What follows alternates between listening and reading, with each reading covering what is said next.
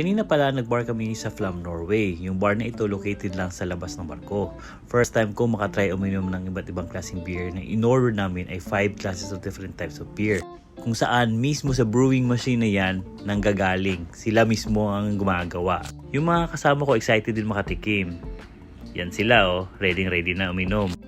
Yung kasama ko si James, siya ang nagdala sa amin dito. Bilang senior barkeeper namin sa barko, alam niya ang ba't ibang klaseng alak. So recommended niya to sa amin at subukan daw.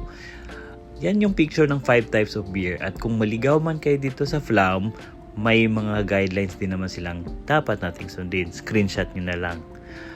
Yan na, umorder na nga tayo ng pinakasikat nila dito.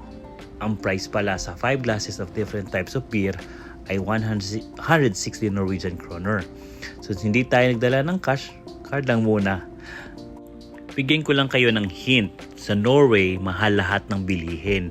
Kahit sa ang part ng Norway, lahat ng bilihin doon mahal. Mapag-grocery man, restaurant, bar, or kahit sa shopping malls, mahal doon. Kaya kailangan talagang i-budget yung pera mo pag nandito ka sa Norway.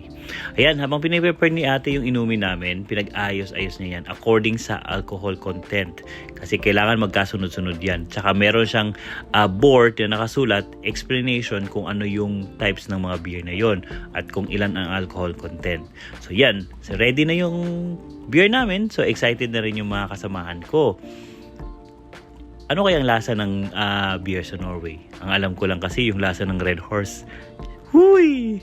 Yan, so ready na yung second batch actually to kasi yung first batch na nagawa na nila. So ito yung first glass ko, matamis siya. 40% na alcohol content niya. Tapos, sweet lang talaga siya.